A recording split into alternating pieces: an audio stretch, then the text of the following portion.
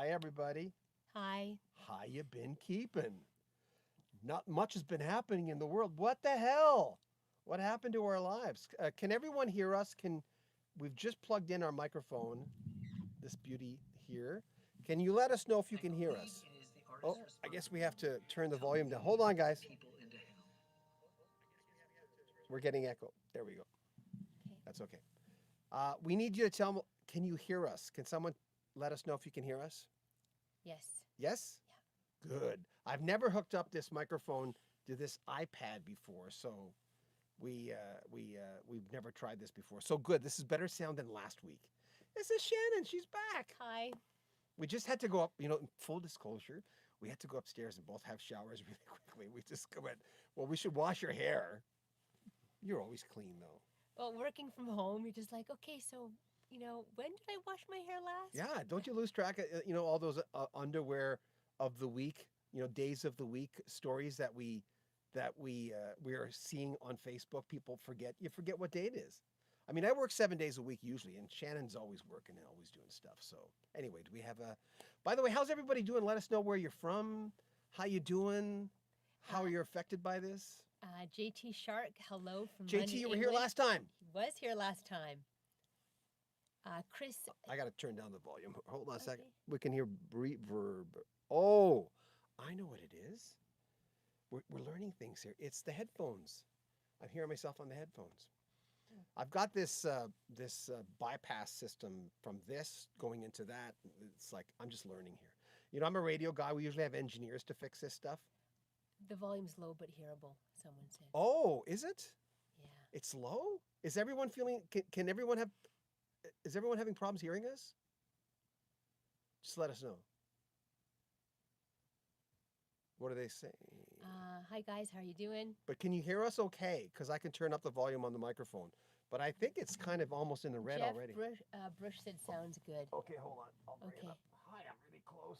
And what about your headphones? Do you need those? Headphones. Okay, guys, look at Shannon for a second. I have to go underneath here. This is going to be lots of fun. I know. Hold on. I'm going to turn this off. Get the headphones out. Good. You should not be hearing anything now. Are we good to go? Yeah. Anyway, hello. How's everybody doing? It's been an insanely weird week of more ominous news. Christopher Cross has been diagnosed with COVID-19. We've, of course, we're still watching John Prine. I don't know anyone who knows him really, really well, but I do get updates from people who are in the circle, and he has double pneumonia. So he's been in intensive care for quite a while.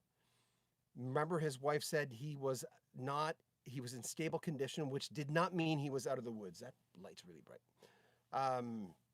Look, we look like we're vampires. We're so. I think everybody can hear us. That's the main thing. I think You can hear us okay, I think right? we're good to go. Okay. Questions?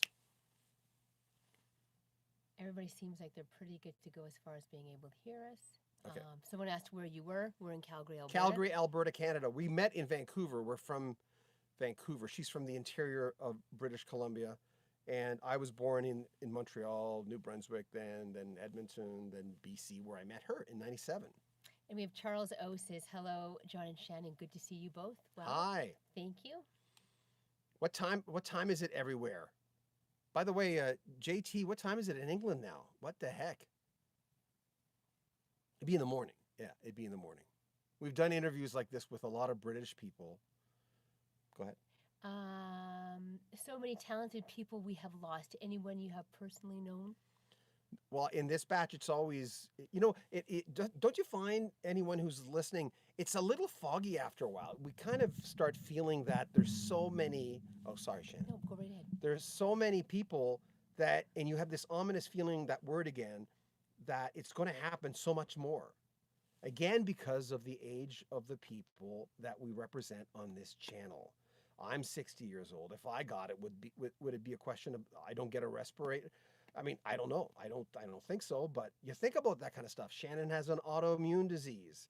Our son gets bad asthma when he gets a cold. Our daughter, she's autistic. We said this last week, but because of the medication she's on, because of her seizures, right? She has lower white blood cell count, so Yeah. we have to be careful there as well. Did you ever meet or see Bill Withers? No, no. It's weird by process of but just the connection. I just found yesterday a Grover Washington Jr. autographed. I didn't get it. A friend of mine gave it to me because I did smooth jazz on radio for a little while. And he gave me this autograph poster, and I just thought, oh yeah, Grover Washington, just the two of us, Bill Withers. And a lot of people are mentioning those connections because, of course, someone on the obituary we did this morning, someone had, and I was having a nap when it happened. It was great. Missing this, with a channel like this, you have to be on it, and getting it early is the difference between 1,000 hits and 10,000 hits or 100,000 hits. And we don't want to be opportunistic, but we report news and music, and if someone dies, we have to be there for our audience, especially. John Davenport, any update on Jackson Brown? No, as far as we know, he's doing okay. He's at that age, of course, right? You always look at pre-existing conditions, and you look at, the other day someone was saying, if you're heavily overweight, you're in more, geez, you can't win. There's so many factors that could get you in trouble. But as far as I know, he's doing better. JT Shark mentioned a real good playwright died and no one noticed. Terrence. Oh, playwright? Yeah, Terrence McNally. Yeah, there's been a few of those. The thing with us, though, we have to, obviously we have to pick our battles on who we report. I keep forgetting the cameras there. Who we report on. And we missed a few of them this week because then we have to wonder, is it our audience? Is it not our audience? So obviously playwrights, we should be reporting that on our other channel, but we don't have enough time. Look, we have blankets. It's cold down here. Charles O said, we just went grocery shopping and we're like, we got to get out of here. That's how we are too. Oh my God. And then doesn't everyone find you go grocery shopping and the second you're in there, you feel like you're catching the flu? Remember we were saying this? Well, I'm strategically trying to think of, okay, so where can I go where I can get the most amount of items that I need at like one-stop shopping? Yeah. And not even caring so much about, price, or it's cheaper here if I go there, but just where can I get it all in one spot? My whole diet's at the liquor store. No. What? The guy at the liquor store did say a couple weeks ago, I know, crazy. The guy at the liquor store said a couple weeks ago, he says, we have never been so busy. And maybe it's probably the stress, because a lot of people are having problems paying for things. We're lucky we're not there, but. And Marcus says, greetings from Sweden. Hi, Marcus. What's your opinion on the death of Richie Valens, the Big Bopper, and Buddy Holly? Well, the day the music died.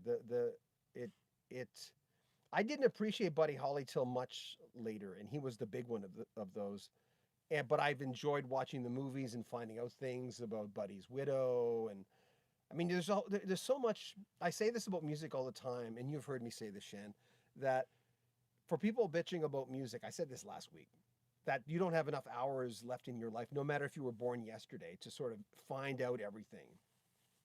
And Buddy Holly is one of those artists that I love. My father-in-law loves Buddy Holly quite a bit, and my dad did quite a bit. But you might have noticed we're starting to interview some older people from that era. I call the playlist early rock and roll. Someone once said, why don't you put Led Zeppelin in there? I'm going, no, we're talking about even before that. Jeff Brush, I watch a lot of your Toto connections. I know you've interviewed most of them, but have you met any in person? Yes, we have. Yes, we both have. We've met the band a few of them. In Vancouver, our old stopping grounds. When I went to Vancouver, I kept telling Shannon, can we move back, please? We can't afford to live in Vancouver. It's so freaking expensive. But I work for a radio station in Vancouver because when we moved for autism, they said to me, it was the #1 station in Vancouver. I've worked my whole life to get there. And Shannon says, we're moving to Calgary. Our daughter needs autistic funding. And so we moved. So when we went back for Toto, I know I'm long-winded. I just felt a real connection with the city. So it was really nice to see Toto there. We hung out with them. We should put some pictures on the channel and Steve Porcaro spent a long time, even though I've communicated with Luke the most, Steve Porcaro spent a long time talking to our son Chase because he's he's a real good drummer. He's 16 now, not so little. He's taller than both of us. Anyway, yes. So we met them. The last time I talked to Steve Picard, I tried to get in with Joseph Williams because the seventh one is such a big album for me. I know our European friends love that. But I never heard back. David Page emailed me and thanked me for doing the videos on the band and the video wishing him well. It was really nice of him, but he just said, I'm not doing any interviews right now. So Believing Rebel said, thanks for the tribute to Bill Withers. thank you. Everybody stay safe and well. Greg Parker, my wife lives in Calgary, Alberta, too. Oh, is that right? And Jeff says What he's from Kitchener. do you mean your wife lives in Calgary? What? Yeah, lives in Calgary. She lives in so you guys don't live together? And one of the things about COVID-19, and as devastating as this will be, I said this last week, that having Shannon home all the time is a really nice thing. We're lucky. Again, I said this last week. We're lucky we get along. We've always gotten along really well. We're not a big bickering. On our first date, I told her once, I said, let's not be one of those couples that goes to a party and jabs at each other. I mean, I know sometimes that's the chemistry that comes out when people meet each other. We've never liked that. And she's really cute, and I look like a boot. A boot. Are there any song lyrics you use as philosophical quotes, and any you can think of off the top of your head? All the Nasties by Elton John from Madman Across the Water, the first album I ever bought. It's a song about backstabbing, self-worth almost. And for whatever reason, maybe because of where I came from, that one, if I ever talk to Elton John, I don't think I ever will. I know everyone says, no, don't give up. I doubt it very much. But Elton, if you're listening, and I doubt you are on my channel, my Elton John videos don't do well on this channel. I'm not sure why. I wish they did better, but... And we've got Caleb Quay coming up, by the way. Caleb Quay, I did it just before all hell broke loose. The Fisher brothers from Heart, I was just digging up that interview. They're in a restaurant. And, you know, I want to get Ann and Nancy Wilson on this channel, and I think that's possible. And I didn't do this. I was thinking, well, does this mean I'll never get Ann and Nancy Wilson to talk to me for this channel? But the Fisher boys were actually quite nice about, you know, because each one of them had a relationship with one of the girls. Yeah, so anyway, I forget what the question. Oh yeah, All the Nasties, Elton John. Did you ever have a collection of quad 8 tracks or LPs, and what did you think of the format? I just found my old collection and remembered how much I loved it. You know, someone, are you, and if you're not, do you know who said? Orbit Sun.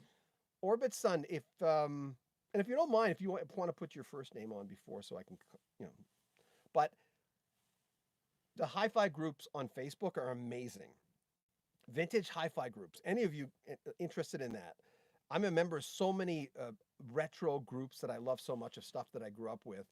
And I once bought a receiver. Remember the first one when we first got here? Sure a did. quadraphonic receiver, which was broken, but a guy still, at Value Village, the guy gave me like $300 for it. He said, oh my God, it's a gem. I'm going, well, I'll give you a deal, if it's a deal.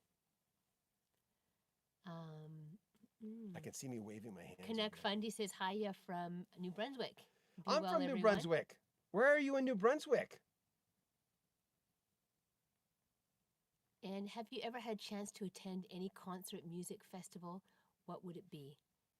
If you had a chance Woodstock. to attend any concert. Because Henry Diltz, we just put a video up on Henry. I think it was yesterday. Yeah, Thursdays.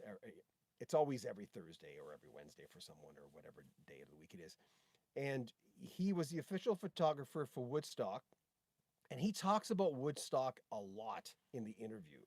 Henry is like my long lost uncle. I love talking to him so much. So there's Woodstock stuff coming up, but it's always Woodstock, even though it's not necessarily the best one, but it's obviously the most famous one, you know, of all the music festivals.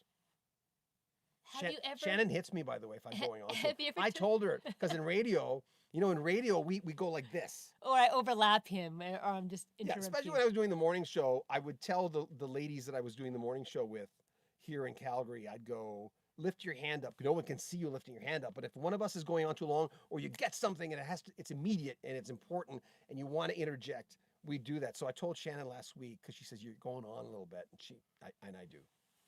From JT Shark again. Have you ever talked to Aldo Nova? He has fan base here in the UK, which shocked me. He,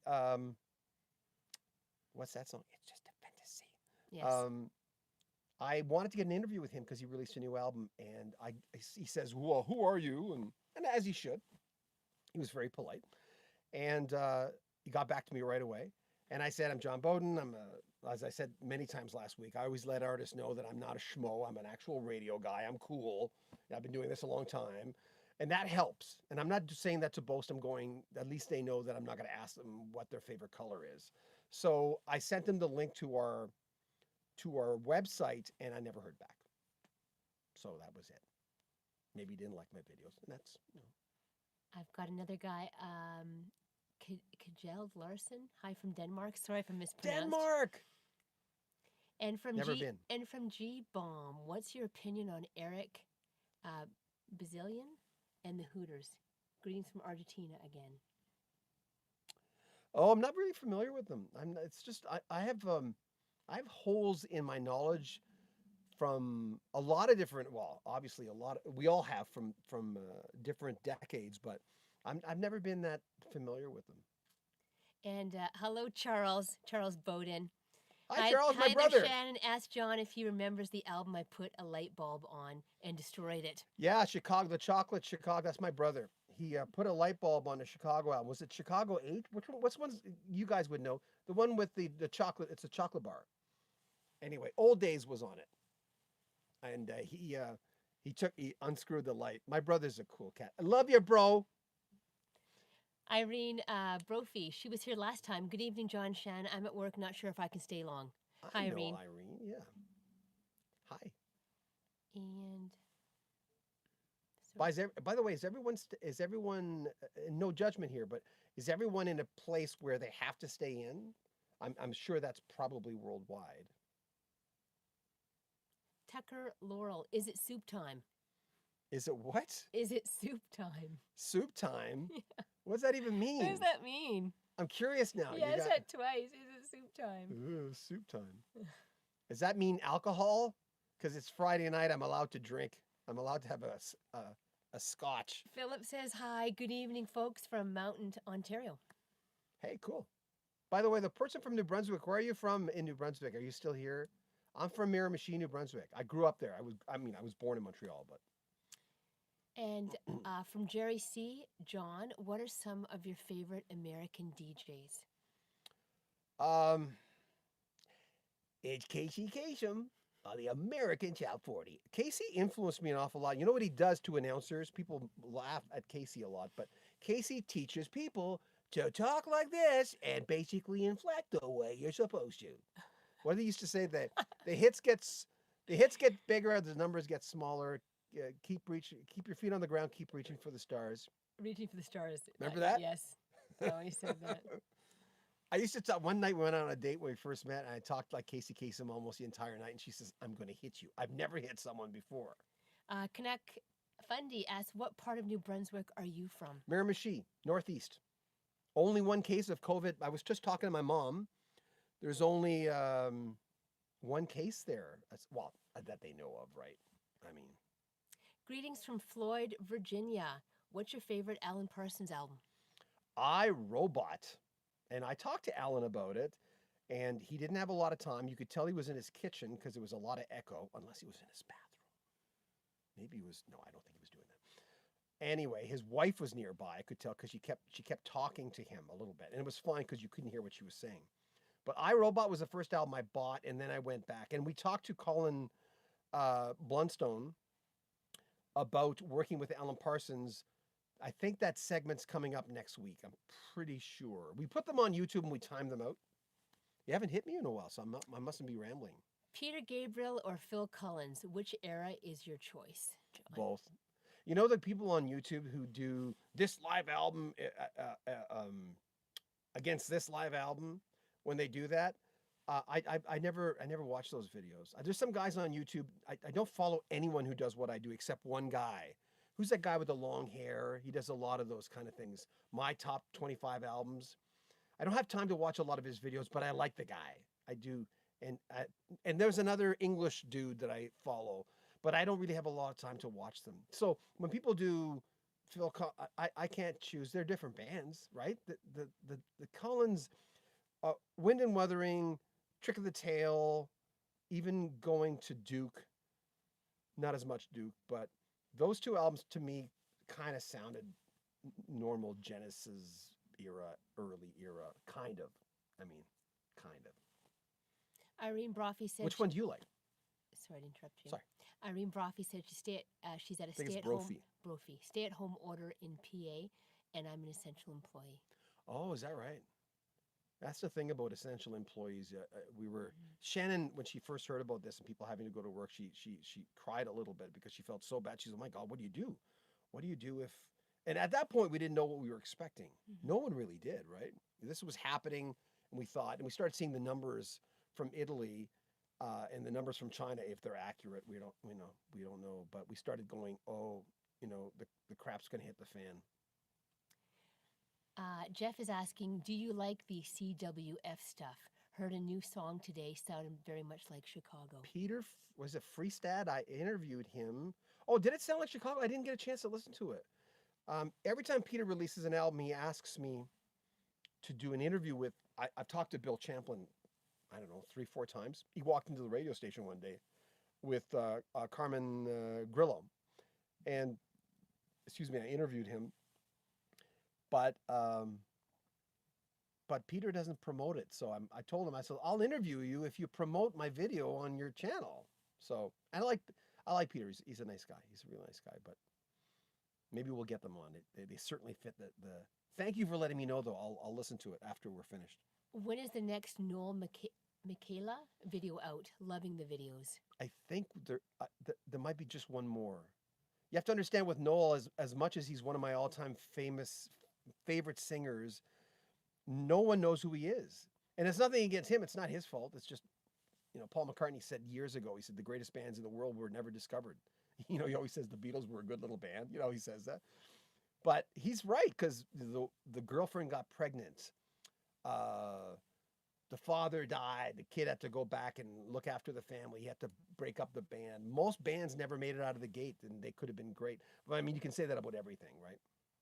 What is your favorite Anthony Phillips album? Love the videos, John. I'm not a big fan of his solo stuff as I am of what he did with other people. When I heard Small Creeps Day and him drumming on that, and a lot of people think I'm nuts, but I prefer Anthony. Oh, Anthony Phillips. I was thinking the drummer, Toto's drummer. Where's my mind? Simon Phillips. I was thinking Simon Phillips. I think the first one, because I just did a thing on the first one where he talks about every single song on it, and Ant is just one of those guys that no matter what you ask him, he'll go, sure, let's try it. And he's not at all what you'd expect. He's just because he has stage fright. People think that he's going to be all shy, and he's so charming and he's just a gorgeous human being. He's just a nice guy. The first one's the only one I actually bought. The other ones I would get copies of. My friends would put on cassette. If you had a chance to spend a day with Joe Walsh or Don Felder, who would you choose? Well, Joe Walsh would be a lot more entertaining. Nothing against Don. Does anyone know Don Felder? Please, I want to interview Don Felder. I haven't tried Joe Walsh. I don't know why, but I'd like to interview Don Felder. I said last week I communicated with him. His publicist said, I usually put a lot of stickum in my hair, but the last 2 times we've done this, I haven't put a lot. So that's why my hair never moves when I do my videos. Who calls it stickum? Yeah, stickum. We're wearing the same stickum today. No, I don't have any. I just got styling stuff. Have you ever interviewed Bob Seger? Nope, I don't think I ever will. I've never been a huge Bob. Are you guys like that? I have A-list bands, of course, and I have B. And to me, Bob Seger would kind of be in a C-list, even though Night Moves is one of my all-time favorite songs of the 70s. No, Main Street, not Night Moves. Everyone picks Night Moves. Favorite song on Small Creeps? Out Into the Daylight. You've heard me say this. It's like I'm like a dog flogging. It's the instrumental. You've heard me say this if you watch those videos. Out Into the Daylight, because it goes da da da da da da. It sounds like he's saying out into the daylight. So David Henschel, the producer, said, yeah, but that's how we write film music. We have a title in mind. And I didn't know that. David Henschel told me. And Noel McCalla, David Henschel, Brian Coombs, who wants to remaster the album. Aunt Phillips, they all told me, as far as they know, it was never a vocal because I thought it might have been a vocal. Good drumming too. Chris Cross, have you ever tried to interview Eric Clapton Clapton? No. or Carlos Santana? No, I'm not a big Santana fan except Marathon, and that wasn't even a popular album. There was an instrumental on that album, if anyone has it nearby, that I used to play when I was programming new age music, believe it or not, and it's always been a favorite. I like Alex Litgerwood, I think that's his name, the lead singer to Santana in the late 70s, early 80s. Alex got a great voice. Have you ever interviewed any of the guys from XTC? No. Speaking of stage fright, no, I haven't. I don't think I ever will. There's that meltdown. What's their lead singer's name? Andy Partridge. That he had major stage fright. I love Dear God. I love that song. Jim asks, what kind of kit does your son play? I would show you. There's a picture of it. I think the pearl. Maple pearl. I can't. This is all taped up to a sheet music. If you'd see this contraption, you'd laugh your freaking head off. I've got a vice grip here holding the iPad. Shannon says, "Are they going to be able to see that?" I can't move it. Like, as long as I can't see all this makeshift stuff you have. I can't. If you want Chase to drum next week, because we're going to do this every Friday night. Chase, Chase did Out Into the Daylight. If you look up Chase Out Into the Daylight from Small Creep Say, and there's a video on YouTube. He just does it without the music because he thought copyright strikes would. And he was only like 10. But he doesn't do everything because he came up to me and he says, Simon Phillips is the best drummer in the world. Rick says, greetings from Louisville, Kentucky. What was your favorite Bee Gees record, and did you ever have the chance to meet any of them? No, Main Course. My friend Jeff Graham gave me Main Course. The only time we ever exchanged presents for Christmas. I forget what I bought him, but he bought me Main Course, and I like the album. Nights on Broadway. Fanny Be Tender with Your Love. It's just, great album. And that's all I have to say about the Bee Gees. Have you ever interviewed a person who was somewhat at the top of their game and they were down to earth as much as they can be? Oh, a lot. I don't know where that. When I got into radio and I'd interview people, I'd be so freaking nervous because I don't have that now. And I think anyone who watches my interviews knows that I don't. I mean, don't get me wrong, you get a little starstruck inside when I interview someone, but I don't feel that kind of nervousness anymore. I'm just going, there's a guy, he's got a great job, and I listen to his albums, and he's going to give me half an hour of his time, and I usually stretch interviews, unless they have someone coming up. So to answer your question, if I interviewed, see, the thing is, I interview people now when they're not on top of their game anymore. Even though Steve Lukather, I still consider that bastard, he's on top of his game. I consider him one of the greatest guitarists of all time. And even though his heyday has gone by, I still think whether they sell like they used to or not, that he's just amazing. He'll text me now and then because we talk back and forth now and then. He always gets back to me right away. And he's just so freaking funny. Like just random stuff. He's just so funny. I didn't answer the question. Have you tried interviewing Richard McPhail, the Genesis roadie, in the Gabriel days, and it featured on the back of Genesis Live? No. Heard stories, but that's about it. But if any of you, let's ask. Has anybody had a bad experience meeting a celebrity? You know me, there's a guy once called me, says, your questions are really lightweight, and I'm going, if someone did something bad, I'm going to ask them about it, like the Grand Funk guys. I'll ask questions, but if the guy's a nice guy, I'm not going to try to come up with some stupid stuff to. I want to know about the hits. I want to know the story behind the hits and stuff like that. So I don't know. I forget the question. What? I was listening to the Journey Raised on Radio album today at work, and I thought, wouldn't it be great to get an interview with Mike Baird? Baird. I don't know who is that. I know the name. I That forget. very talented drummer who played with them pretty much. Oh, I gotta get a tissue. I don't think I'd try that right now. I have to see when I do. This is a money thing for us, obviously. YouTube, and when I go to interview someone, I have to think, okay, I'm going to put in.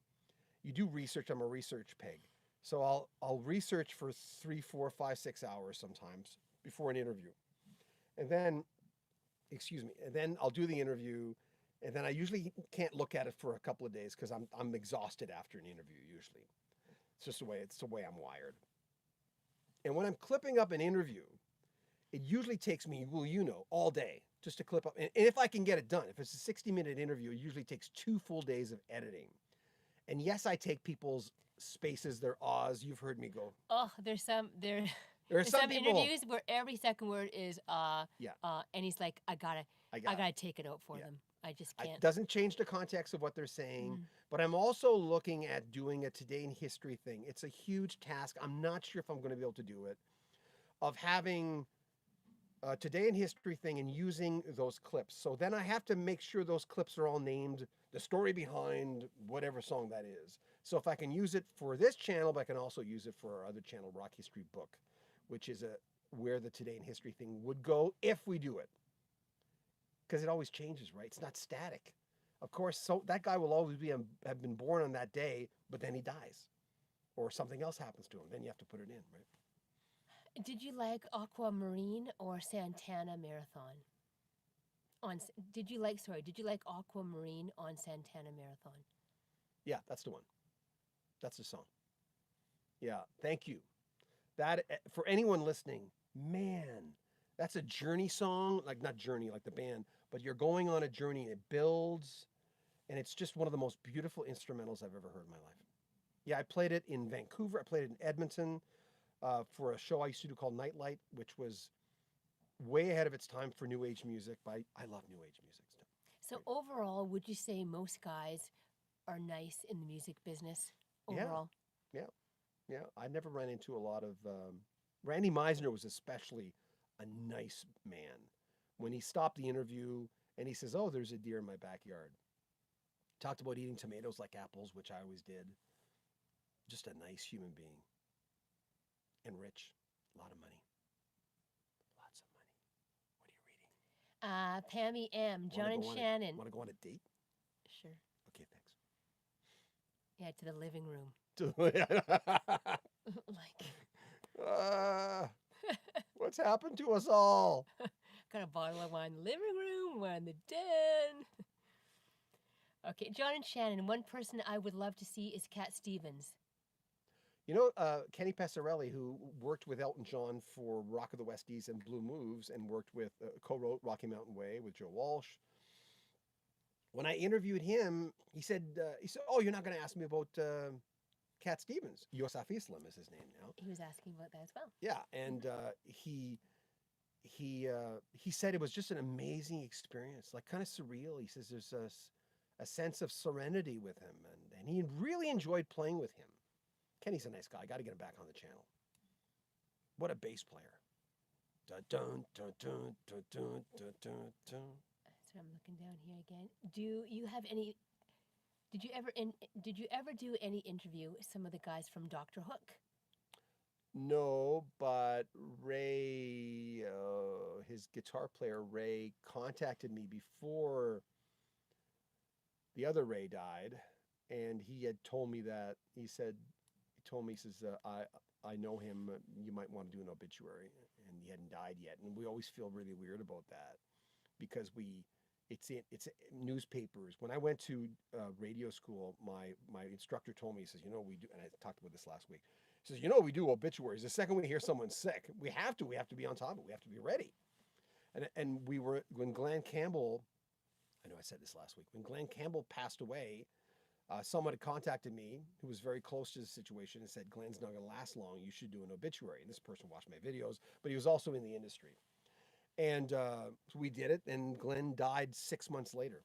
And we were in the middle of nowhere, and I went, there I get punished for doing an obituary. And, you know, it's creepy doing an obituary for someone before they die. But sometimes you have to do it. Are you happy to see a resurgence in vinyl? Yeah. I used to have 2,000 LPs. I got rid of them when I broke up with this lady about 5 years before I met Shannon. And I sold everything, and even my vinyl, which I regretted. And but I just clean sweep everything. Everything was in my outside of pictures and video camera stuff, and yeah, so I got rid of my vinyl. I got I tried to guess. We tried to guess last week. Remember? I know. I thought like 300, maybe 300 now. Yeah, all the Toto stuff, all the Genesis stuff. Cudahy, 1960 says, really appreciate all that you do. Did you say 1960? Yeah, yeah. Does that mean that's the year you were born? Because I was born in 1960. And Jeff also says that's why your interviews are so good, because it's clear that you take your time. And good job, John. Thank you. The biggest thing I get with that is don't interrupt them. And sometimes you have to because they go on. I was watching an interview with my friend Kevin today. You don't know him, but the woman he was interviewing she was very articulate and she was very good, but she was going on and on. And some artists do that. They just go on and you just sit back and you're going, well, you wanted to talk to them. They're on a roll. Let them go. I once had to I told Michael Bublé, you don't say that in the interviews. I can't tell you what it was. It's not important. It's not a big thing. But I told him, I says, yeah, you don't want to say that in interviews. Don't do that. And I doubt, he's pretty flippant in some ways in his interviews, but he's really nice. He got really cozy with you. Nice guy. He said, who's this lovely lady? Just went right past me. And I went, okay. Dark Side of the Moon or The Wall? I'm not a big fan of The Wall. I think it should have been a single album. I just. And The Wall is heavy. I know it's meant to be heavy, and so is Dark Side of the Moon, hence the name, but The Wall to me is really heavy. And I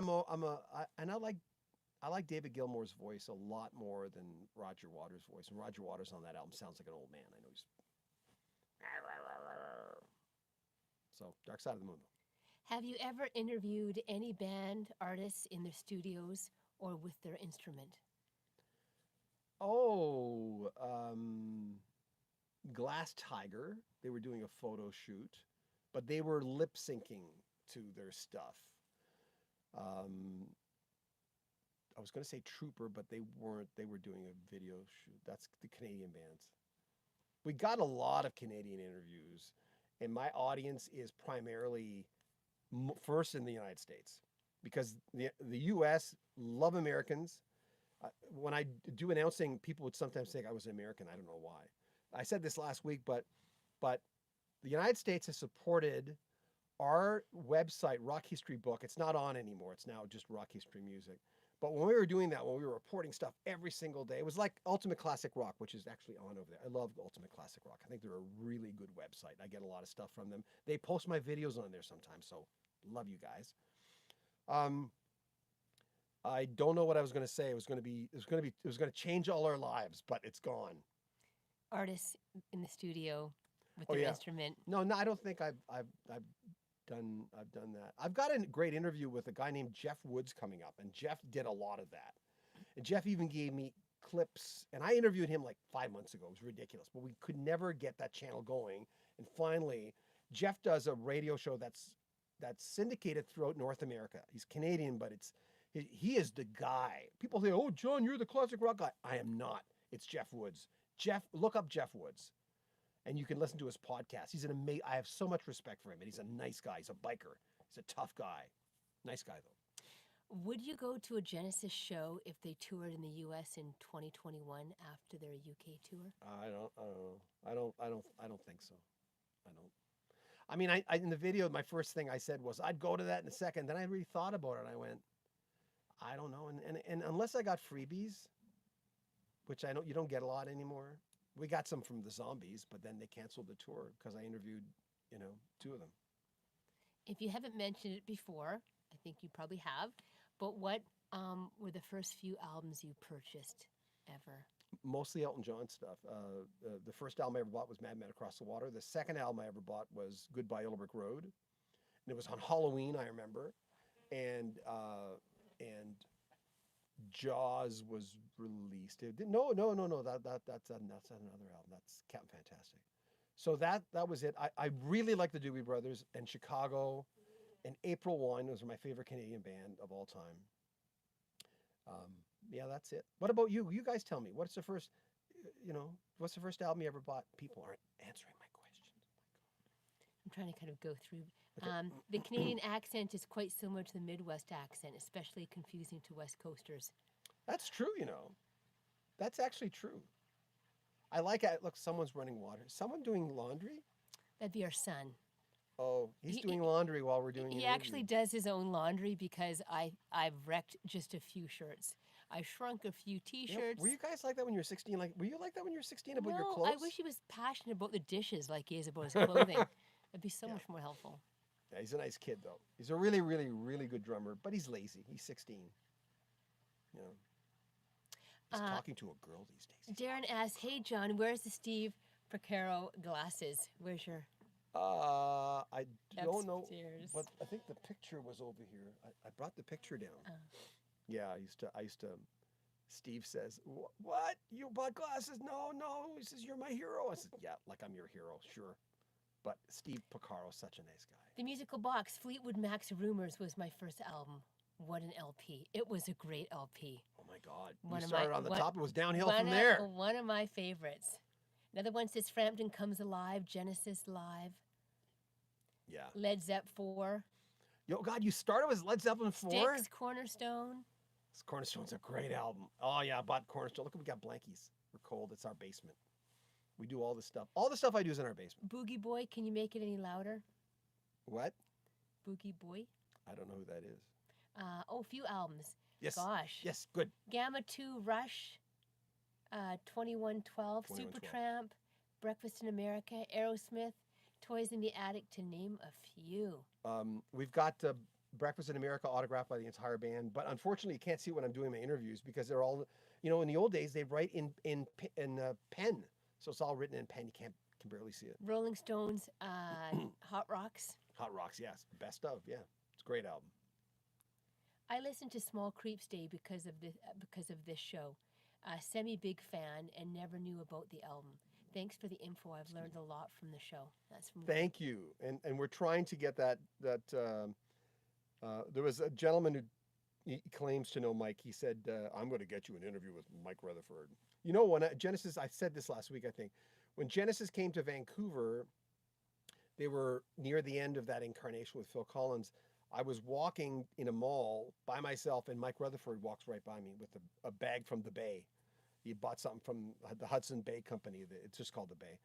And I went, "Oh my God, that's Mike Rutherford. He's tall." I remember thinking, wow, he's really tall. Some more albums. Irene says Andy Gibb was her first album. He was really good. Also, that's tragic. G-Bomb, first album I bought was Promises and Lies by UB40, 25 years ago or so. Yeah, UB40 was always a band that when I first heard them, I went, these guys will never go anywhere. And I've said that, I've been wrong with so many people. And look how huge, especially in the UK, my God, they were huge. Anthony says Grand Funk Railroad, the Red album. Yes. Love you, brother. That's Orbit Sun said the first album I bought was Three Dog Night, 1969. Wow, two bands right there that we interviewed on this channel. We're going to start promoting the older interviews because people forget to look them up because they don't get attention. But my favorite first album was The Who. Which one? Quadrophenia. Yeah. Thank you. Tongue twister for me. Yeah, that was a great album. I only bought it in 79, I think it was, when I moved to Edmonton. What was your favorite concept album? Oh boy, I think the Alan Parsons stuff was, iRobot to me just blew me away. When it comes in, that opening instrumental, when the choir comes in, and it's just, again, that word, it's just ominous. Yeah. I remember thinking, I wish I had a chick to share this with. Do you agree with bands that use record tracks to aid or completely replace their own vocals in concert? What's your thoughts on that? Well, there was I don't know if it's true, and can't say it because I'm trying to get an interview with the guy, but there was some guy on a cruise recently that someone said, I think he's singing to track. So I don't agree with that. Elton John won't do it. He won't do it. I mean, some people are saying, oh, I wish he did it. Come on, I want to hear the voice. And I like Elton John's voice now. I don't like it nearly as much as before, but, you know. We're still talking about some of the albums that they Yes, like. yes, please. How about The Who live at Leeds? Heard it many years after it was released. The Who, I'm not a big live album guy. The Who, Booba O'Reilly? Yeah, Bubba O'Reilly. Yeah, love that. JT Shark says the concept album for me is Operation Mindcrime by Queensryche. Queensryche, yeah. Never heard it. And it's so strange. Everyone thinks that I've heard everything. But I'm just like you guys in that way. I've got holes, and we don't have enough time to listen to all this stuff. Like Queensryche is one of those bands that I wish I could, now that you've said that, I'll go, well, I might go listen to that album. I like it. You know, every time someone puts up a video on YouTube, on Facebook, 99% of the time, if I don't know the song, I'll click on it. I'll go, well, I should know that. Well, who is that? Flying Burrito Brothers album, Burrito Deluxe. I haven't heard that in years. Haven't heard that in a long, long time. Yeah, long time. Speaking of later interviews, still waiting on that You're stuck. mythical Dan Peake interview, 2020 maybe. You know where it is? It's actually over there. It's right over there. I bought, anybody work with the Final Cut Pro? I work with Final Cut Pro, and we're frozen on that. Are we frozen on anybody's screen? Can you let us know? Because we're frozen on this screen. That's weird, isn't it? Yeah, we're frozen. Let us know if we're frozen. Are they still coming up? Mm-hmm. Yeah, that's strange. We're actually frozen on that screen. What was the question again? Sorry. I'm an old man. Later interview, still waiting on that mythical Dan Peake. Oh, Dan interview. Peake. Yeah, I work for Final Cut Pro. I just bought this software called Crumble Pop. And Crumble Pop has a noise reduction software. I paid like $99 for it, way too much. But it's supposed to take away, what you do is you find a spot where no one's talking, and you let it know that sound you want taken out. But I bought that a month ago and I haven't used it yet. So yes, thank you. And I'm really sorry about that. Dan sent me a few of his autographed albums, which was nice. His brother got a hold of me. After I interviewed, I always get the order of this mixed up, but I interviewed Jerry Beckley. And then Dan's brother, I forget his name, said, you should get Dan's point of view for this stuff. So I'm sorry. And Andrew Gold's another one. Andrew Gold's wife's always telling me, please send me that interview. His widow, because they're both dead. For Royce B., the first album I bought was Richard Marx's debut. And that was the last guy I saw in concert. Yeah, we were just thinking about that. We saw him last year. I think it's longer than Yeah, that. it was last year. Was it? Yeah, we saw him in concert. I never argue with her because she remembers everything. He was so good, and his voice still yeah, it was kind of him and the piano. We were pretty close. Yeah, close enough to check it out. I put a few videos up on Facebook and it was just him and his guitar. I mean, whenever I see that, I'm kind of disappointed. I'm going, oh no, play Too Late to Say Goodbye and do it and just kick it out of the park. Oh, but it was good. With Prairie Prince on drums, from the Tubes. But it was just him, and he played piano on 2 songs, I think. Yes. Right Here Waiting. Yeah, you expected that one.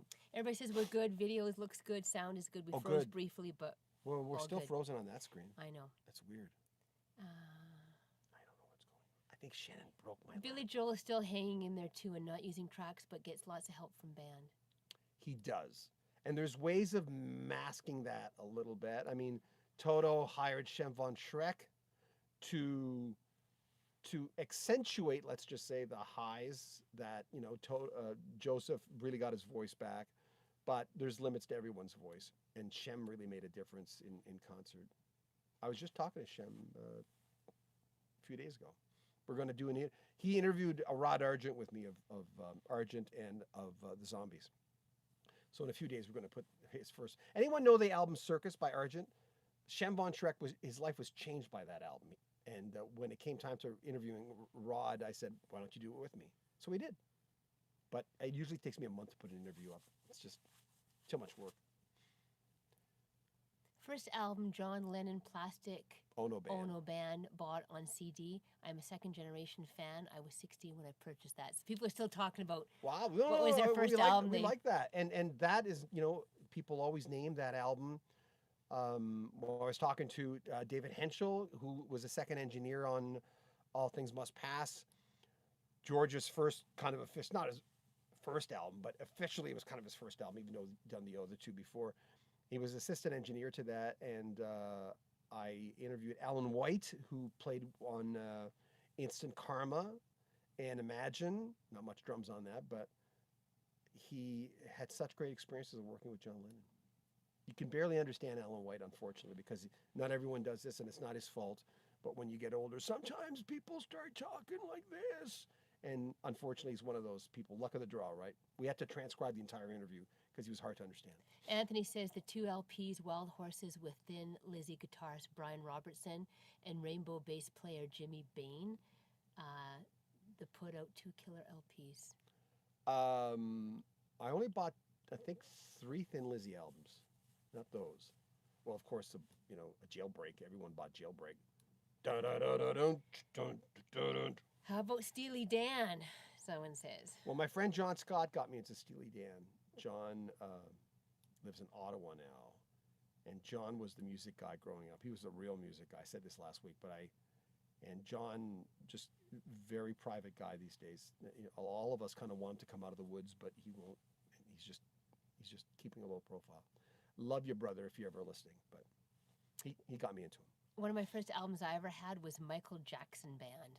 From Chris is saying that. Oh. So Michael Jackson Bad. Oh, Bad, yeah. I still think Thriller was like the classic album with no bad tracks on it. Off the Wall was pretty good, but it was not nearly as good because Rock With You is still one of my favorite songs. Thriller was probably one of my... John J.R. yeah, Robinson, Rock With You. Argent Circus, yes, takes me way back. Hey, good. Well, we have a clip where Rod talks about, and man, Shem Von Schreck knew so much about his career, way more than I did. And the intricate details of the band Argent, because everyone knows them. What was the name of that? God Gave Us Rock and Roll, and is it that? That's it. God Gave. Yeah, something like that. I'm singing it in my head. And of course, Hold Your Head Up. Gary says I must be the oldest guy here. First LP I bought, Meet the Beatles, changed my life. Hey, God, that is. Okay. You win tonight. Yeah. You win this show. If that was your first album, wow. Yeah, start right in the beginning. Good for you. Age is a good thing. You know what? We always say, mind you, Shannon still looks like she's in her freaking late 20s, but Shannon's gonna be 50 this year. Don't say it. She doesn't care. But I can say it because you look so freaking young. Good genes from her parents.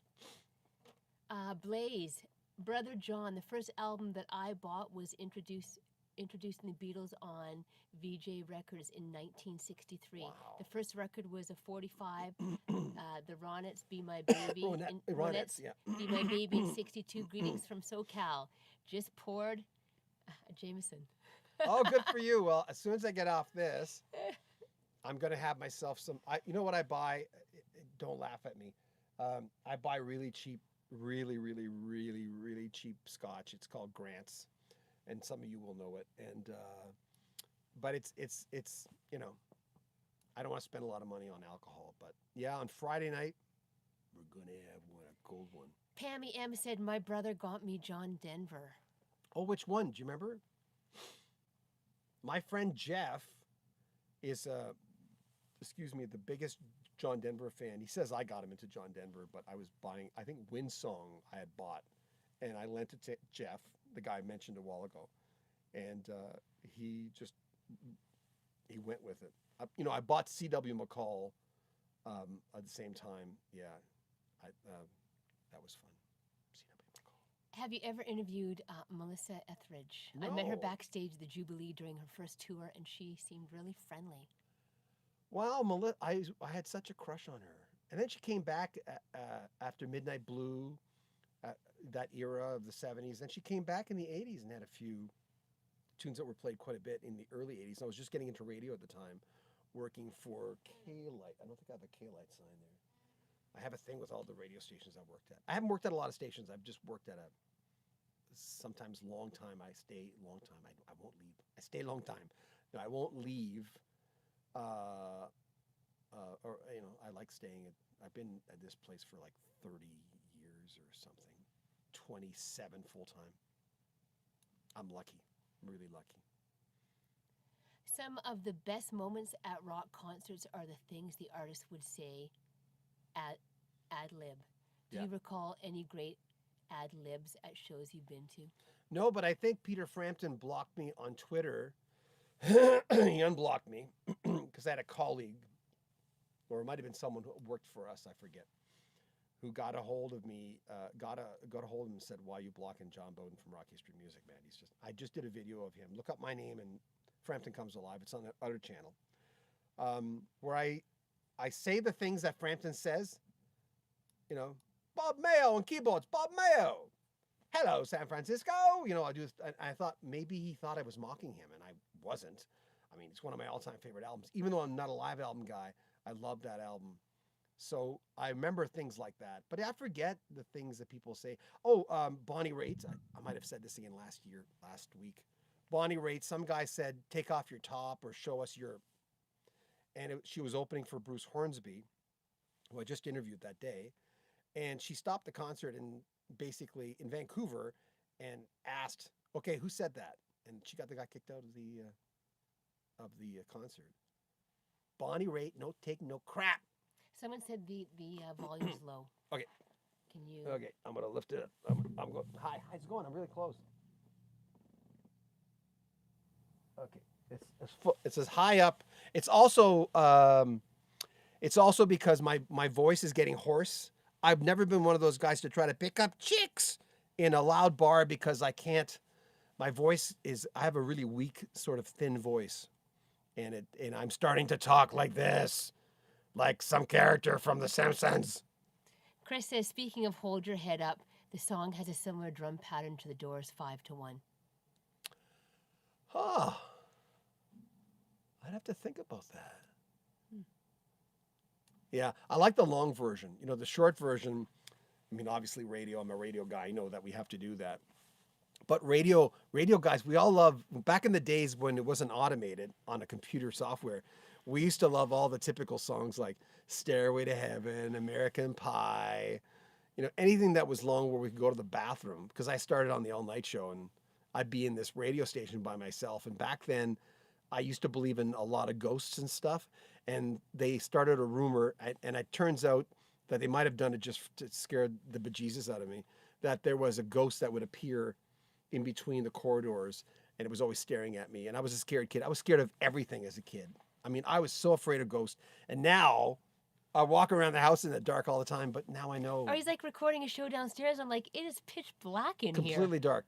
He goes, yeah, well, there is not a light on in this I basement. just feel comfortable in the dark. So that just kind of shows you a complete switch in thinking. I think Shannon probably comes out. She's like, "Are you watching those websites?" No, I'm just in the dark recording my show. Did you ever interview a band that fought in interviews as much as the Ramones did? Watching the old interviews of them fighting during interviews is so funny. There's an interview that someone sent me with, on Dropbox. It was just the audio of the boys in Oasis, the brothers, and Noel's going freaking crazy. He's just really angry, and I don't know where I don't own it, so I can't put it up. But they're fighting with each other, and it's kooky. But they're brothers, right? It's like the Davies brothers from the Kinks. They're brothers. My older brother, who's dead now, Andrew, and it's strange that I ended up being the last person ever to talk to him, because he looked at me and he's dying and he's got sarcoma and the cancer's in his lungs. This was maybe a few years before I met you. She never had a chance to meet him, unfortunately. And we fought. Like, we would physically fight. It was like crazy. We would beat the crap out of each other.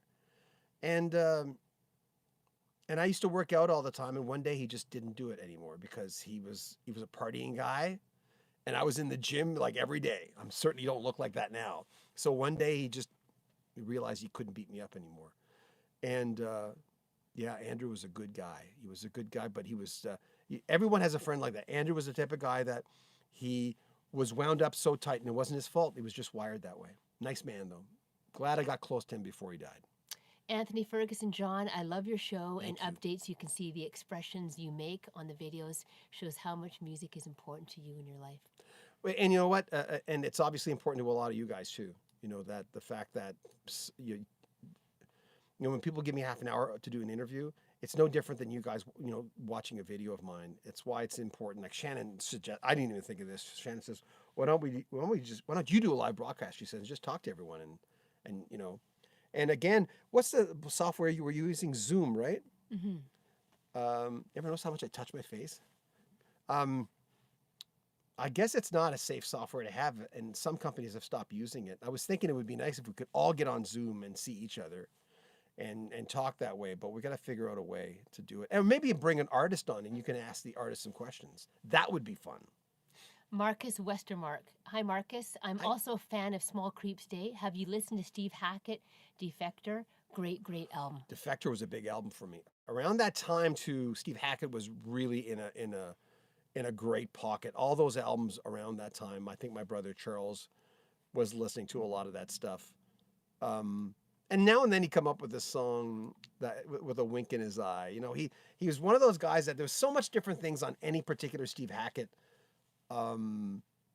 album. There's just a plethora of different kind of stuff coming from different directions. I've interviewed Steve 3 times. Real nice guy.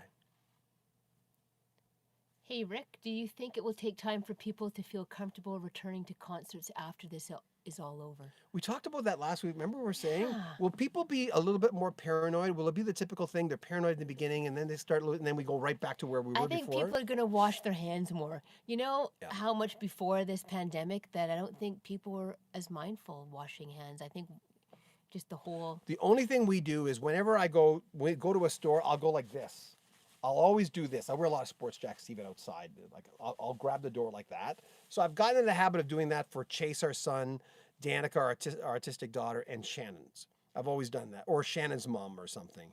And we'll do that kind of thing where I don't know why. At one point, it was doors that I started realizing that maybe I should be careful.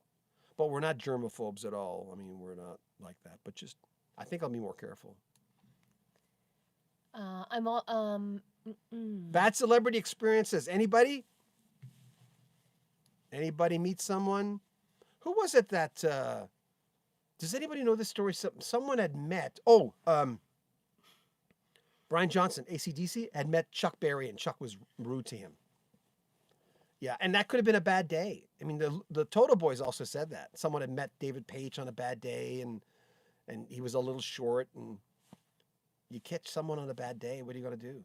And you go to Costco and you see someone shouting, that says something, but you see a couple arguing, you don't automatically think, well, that guy's a dork or she's a dork, or that could just be an isolated incident. You never know, right?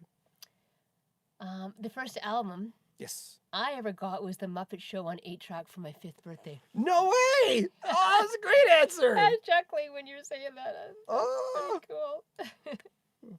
love the Muppets. Let's show the blankie. We got a blankie because we're cold.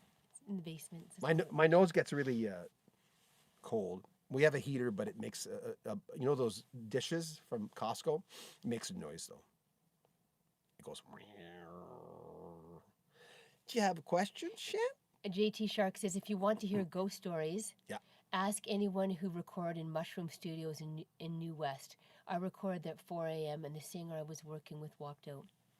Are you serious? I never knew that. I just talked to the Fisher guys. Of course, they recorded the first magazine and Dreamboat Annie just there. And of course, I asked them, by the way, JT, if I said, when you guys were at Mushroom, did you go down to Granville Island? Because you're right there. Granville Island's famous in Vancouver. And they went, oh, yeah, we were always down in Granville Island.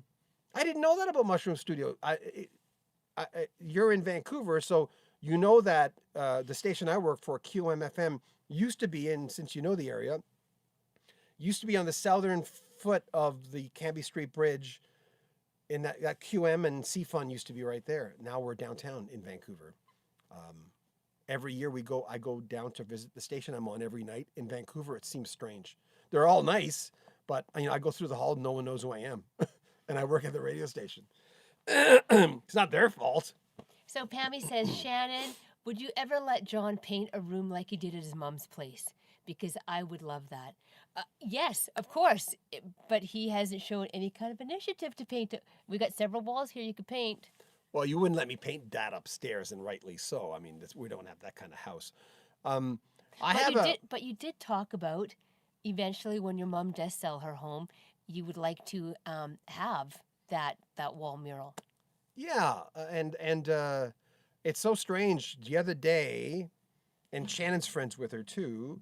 One of my high school sweethearts, Dawn. I'm friends with both of them. I talk to them on Facebook because I'm friends with all my ex-girlfriends. I don't know what it is.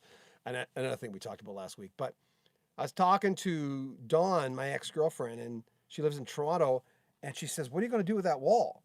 Because she was my girlfriend. She saw the wall. She was in my bedroom when we were growing up. I was the only guy in my house that had a lock on his bedroom, and it was double insulated. And because my father said, "Thanks, Dad." My father said, "You're going to play loud music, so we're going to double insulate your room." So my room had insulation all the way around. So the wall in New Brunswick, I'll post a picture of it. I'm very proud of it, even though it's kind of gaudy in some ways. But you know what though? What? It's not finished. It's not finished. I never finished it. I moved out August 21st, So there you go, Pammy. 1979. Maybe he could get that here and finish it. Yeah. By the way, anybody who's at a carpenter, can I take the heads off the sheetrock was never finished. It was never painted over. So we just put up sheetrock, and I started, since my parents were never finishing my room, I started doing, I think, April Weiner, Chicago, that logo, that one up there. Oh, I don't want to do what that other guy does, pointing at, that's so gaudy. The Doobie Brothers sign up there behind me. I did that. But I also put up the Captain and Tennille, which I say in the video, I lost my cred. But Tony Tennille saw it. I know we said this last week. And someone sent it to her on Twitter, and she says, "Oh, that's so cool." I used to love Tony Tennille. Your brother says his first concert I saw was April Wine, What, Charles? El Mocombo. Yeah, Live at the El Mocombo. It's right up there. I don't know if you can see it. Yeah, it's right up there. Right behind you. It's autographed. You can't see it, but it's autographed because it's in gray, and I can't move this or else it'll fall off. All my April Wine albums are up there, all autographed.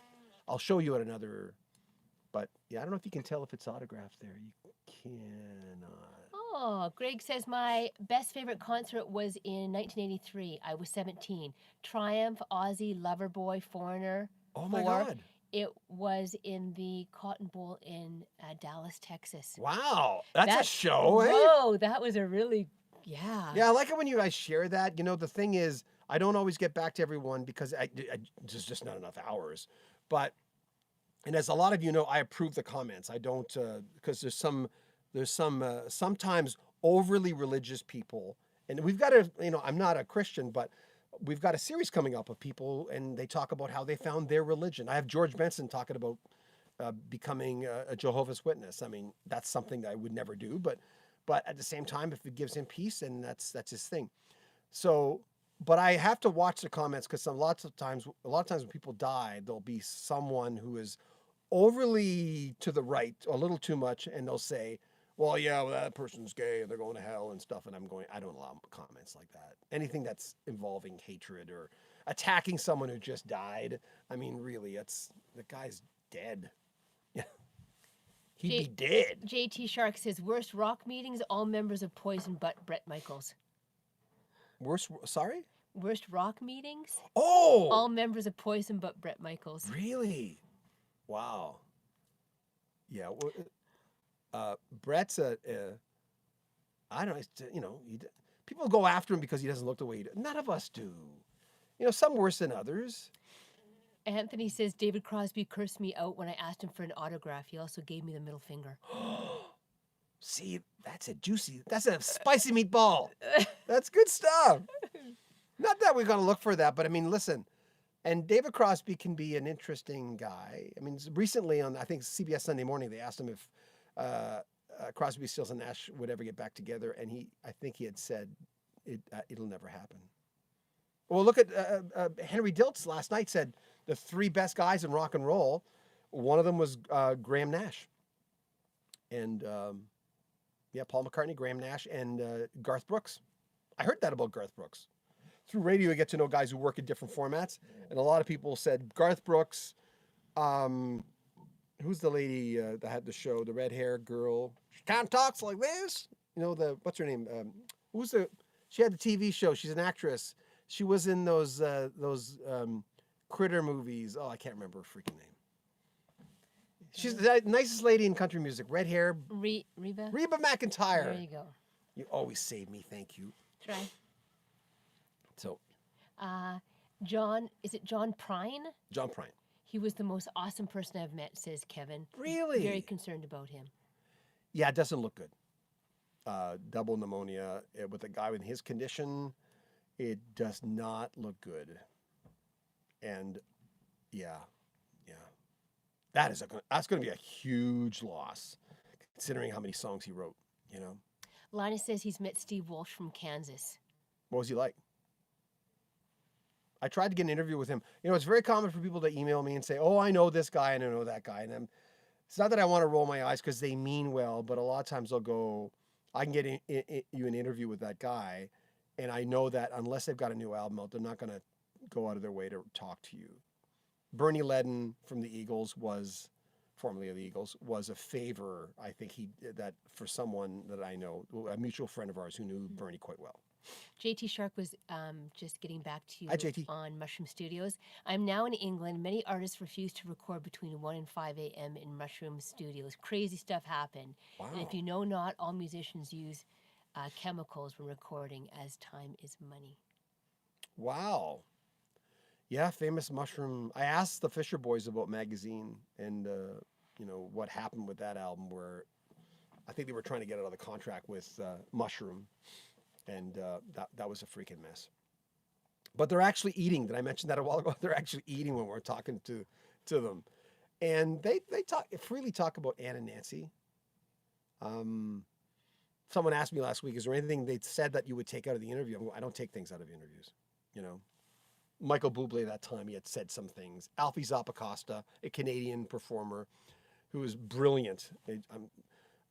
He once said something, but he was just joking, And he didn't ask me to take it out, but I just said, no, I don't think he didn't mean that. And it wasn't anything really bad, but at the same time, you're going, it's off the cuff. And Alfie's brilliant. He's brilliant. God, I love Alfie. He slept at our house one night. Sure did. My first album was April Wine, Electric Jewels. I feel their strongest ever. Do you think they had many albums that are better than that? We did the best of April Wine. Look up top 25 April Wine songs and look up my name beside it. And we did a thing on April Wine, and we did a poll, and we got a lot of people commenting on the poll. I don't do those anymore because everyone bitches. I didn't do it. I'm just asking people what they want. But anyway, I liked Stand Back, the one after that, better than Electric Jewels.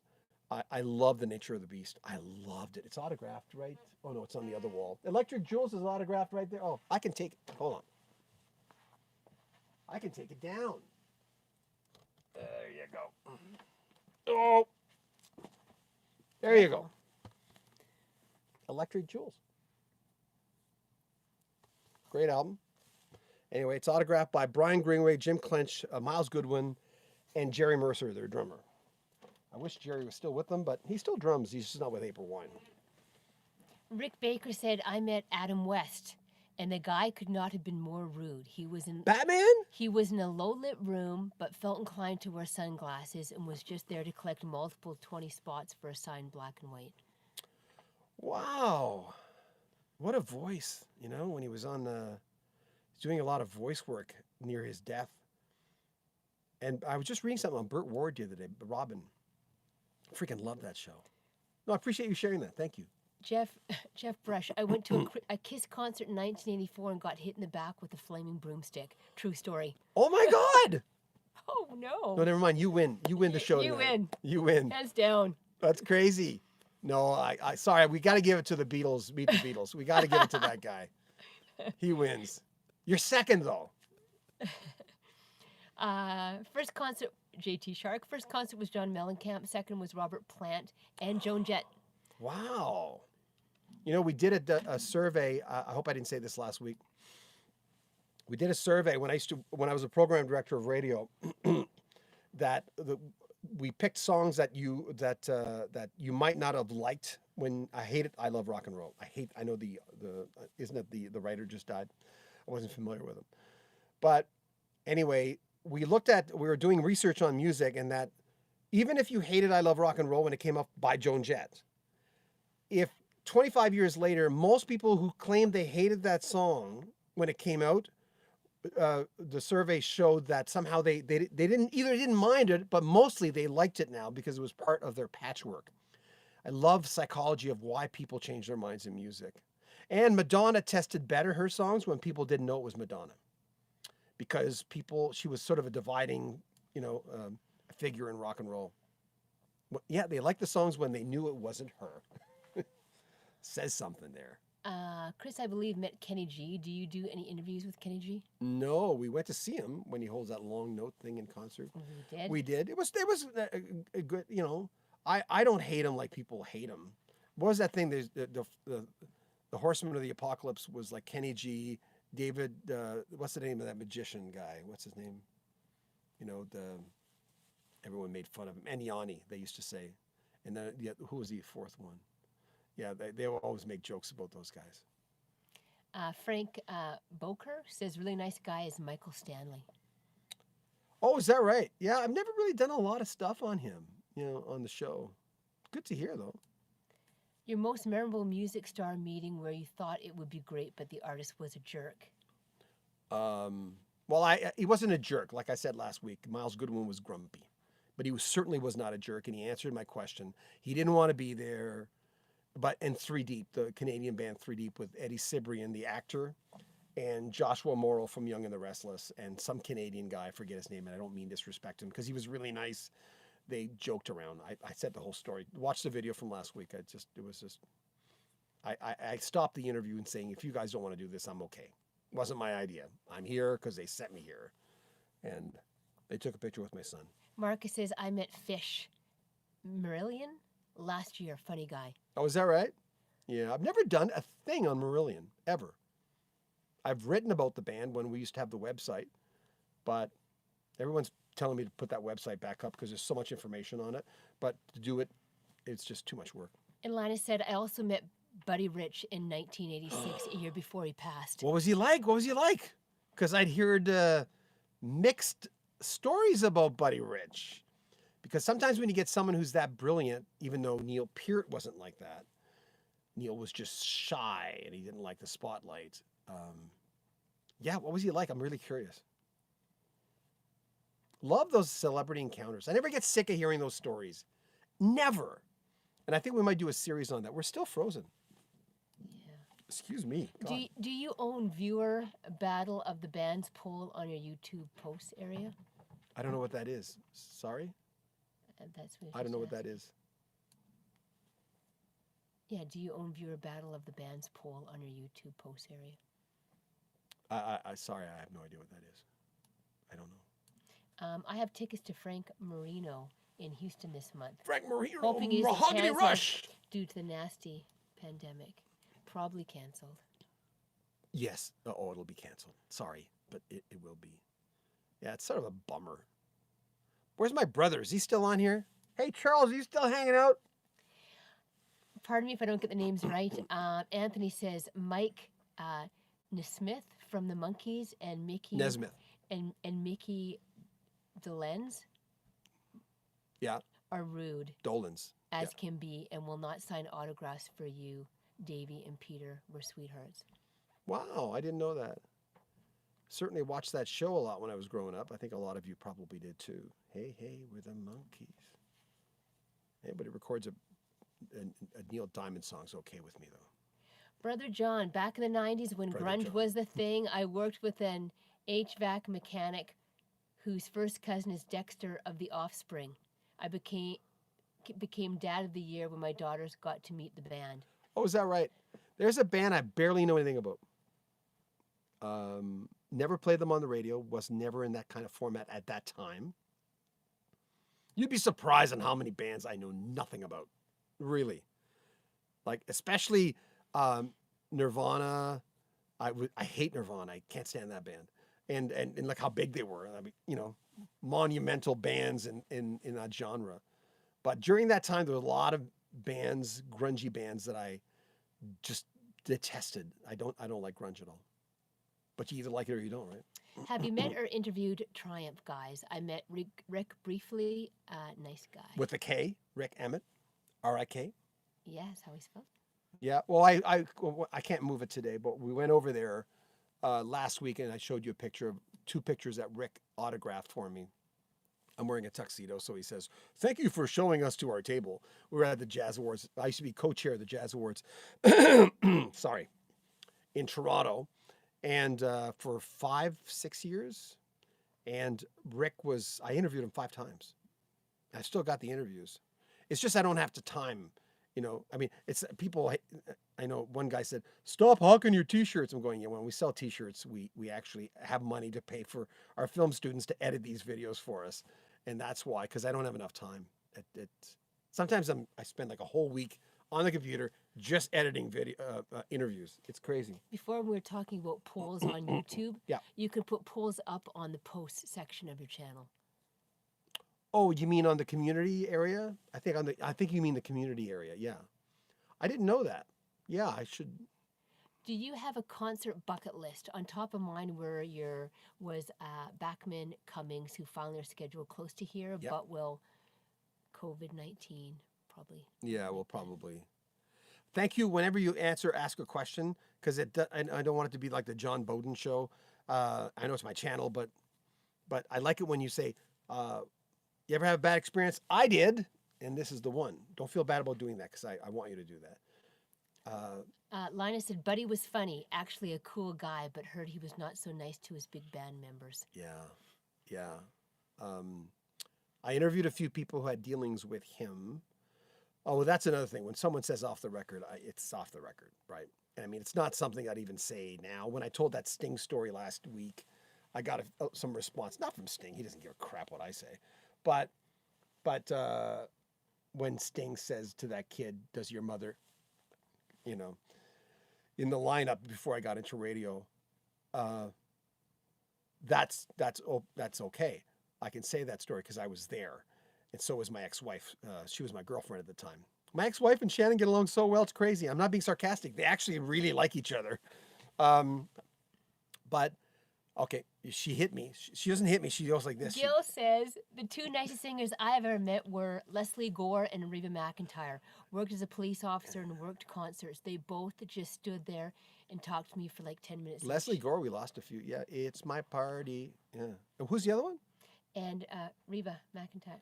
Everyone says that about Reba. Yeah, it's very nice. I used to work with a guy who was the program director of a station here just before I was. I took over for him after him. And he had said that, who's Faith Hill's husband? Tim McGraw.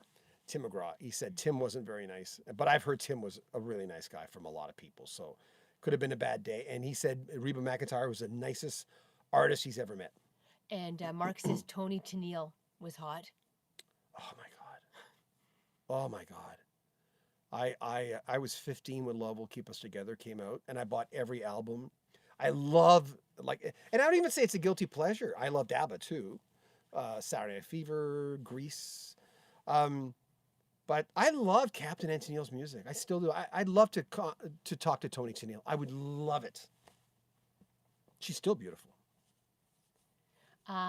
Nicest rock stars I've met were Bernie Marsden, Whitesnake, and Alice Cooper. Alice Cooper, yeah. Yeah, a lot of people say that about Alice Cooper. He's just a cool guy. He looks so different when he puts a baseball cap on and little glasses when he's walking around a town, because he looks like an old guy, because that's what he is. But then he turns into Alice Cooper, the rock star, and it doesn't matter if he's old, I don't think. Is there any other popular bands that everybody likes but you don't? For example, I like very few Stone songs. So is there any popular bands? I used to hate the Stones. I like them now. I don't love them. They're like a C group. They're not a. But can you think of any popular bands that people love? Well, like Nirvana. Yeah. I like Pearl Jam though. It's funny. I don't like grunge, but Pearl Jam Eddie Vedder. I like them. There's a lot of bands I don't like. I don't like a lot of new music. Like the Disney twins, Demi Lovato, and the other one. What's her? I don't know. I'm not a big fan of them. Who would you say? Who would it be? I know that's not what you were asking. Who would it be? Say 5 Canadians that never made it out of Canada that should have. Alfie Zappacosta, like the guy I mentioned a while ago, who slept at our house. One night, he was coming through town and says, "Where are you guys staying?" He said, "We don't have a place yet." "Stay at our house." He and his manager stayed at our house. We had a hoot that night. That was fun. Anybody else you can think of? Yeah, sorry. Keep me on point. Good, thank you. April 1 should have been a lot bigger. I really think so. Lighthouse. I'm going to wake up at 4 a.m. going, "Why didn't I mention that guy?" I don't know. The Frozen Ghost guys. They were in the band Sheriff, who, When I'm With You, remember that big hit? I don't know. I can't think of anybody else. Trooper. What was your impression of Peter Cetera? Do you think Chicago did him wrong, or was it just conflicting egos? Well, look how Chicago's acting to the former members in that documentary. The fact that, when you run into someone, I had a friend who was over here a little while ago. He came to visit me, and he was mentioning how many people. I felt like saying, a lot of people don't seem to like you, because he was saying all these people that don't like him. And after I start going, well, as the cliche goes, right? Is it a you problem, or is it a... So when you watch a documentary for Chicago, the fact that they treated ex-members with such disrespect, and Lou Pardini's brother did the documentary. I mean, he's a member of the band, so his solo album was great, by the way. Chuck Berry was notorious for being the cheap. So cheap, he hired local guys all the time and did not pay them. They were honored just to play with him. He lost lawsuits for a reason. Yeah, he was a malcontent person. He was. He just... Brother John, the first Brother concert John. was the Moody Blues 1970 at the San Diego Sports Arena. Oh my God! Okay, you come in third place for tonight. I would have loved to see the Moody Blues. I had a friend named Jim Matheson in the east coast of Canada who was a radio guy, and when our house burned down, we moved downtown, and he was living in the basement. We were living above him. My little brother Charles came up to me. "Oh my God, there's a radio guy living," because he knew I wanted to get into radio since grade 6. "You got to come and meet him."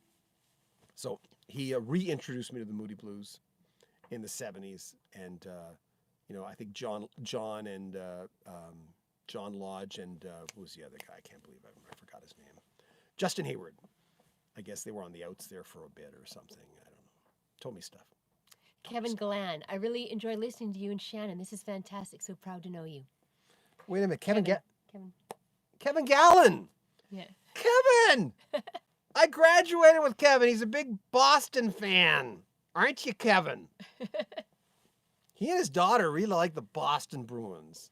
Jerry Cheevers. But better than Jerry Cheevers, and I know all you guys will totally disagree with me, Gilles Gilbert. One of my favorite, should be well-known goaltender. That game between the Philadelphia Flyers. Remember last week, Philadelphia Blazers, Bernie Perrant, his was bigger. This is a Jacques Plante mask, but it's a small one. That game between Bernie and in Philadelphia and Gilles Gilbert in Boston, I tell you, man, I got an autographed, I don't know where it is, autographed, oh no, this is my Paul Henderson autographed. There you go. I've got a Ken Dryden one here too. I don't know where it is. Bernie Perrant's my favorite all-time goalie, but Gilles Gilbert's not far behind. I love Gilles Gilbert. Kevin, you rock, buddy. Kevin was so funny in high school. I hope you're still funny. Linus says, I saw Alice Cooper with Deep Purple and Edgar Winter in 2015. Great show. Wow. That's Jeez. a good lineup. Yeah. Good for you. I love hearing about the lineups like that where there's 3 bands. Does anybody watching have problems? When I go to a concert, if there's an opening act, there's a part of me just going, I don't want to be here this long. And I know that goes against maybe my image, but I always go, maybe there's a part of the grumpy old guy in me. I'm going, what? I'm going to be here for like 4 hours? Yeah, but some of these opening acts, become big They and you're get- like, yeah, oh, that's true. I remember when they opened up for blah, blah, blah. And maybe you That's won't true. see them down the road. So you got to sort of find that hidden That's gem true. in That is true. And a lot of the times, you are kind of in the zone by the time the opening act finishes. And in the old days, everyone had an opening act. Most down-to-earth rock star I spoke with at length was Brad Delp, so badly missed. Oh my God, that after John Lennon, that's the one that hit me, because I've got an autographed Tom Scholz, Brad Delp album around the corner, and that one, I reached out to what's his name, Randy Goodrow. Is it Randy Goodrow? What's it, Goodrum? No, I keep getting it mixed up. Who's their rhythm guitarist or whatever he did? I think he played lead too. Randy Goodrow. When he died, he said he wanted to do an interview, but he couldn't do it right then, and that was about a month after. Linda Ronstadts completely left any mention of Andrew Gould's contributions to her success out of a recent biography interview. I think it's shameful. Do you have any thoughts to that? Yeah, I asked. This is weird. I asked Andrew Gould, and don't get me wrong, nothing weird about Andrew. Andrew is such a nice guy. Again, another interview with all that hum on it. I said, you know that ending of "You're No Good," which is my favorite Linda Ronstadt song. I said they used to say on the radio, during like the American Top 40, that you did the guitar of that. And then he said, no, I played the drums. And I'm going, I know he plays drums, but yeah, he talked about Linda. He talked about, and this is the clip I want to get to you guys, about trying to help Linda Ronstadt write her first song. Of course, she wasn't a songwriter, but she tried.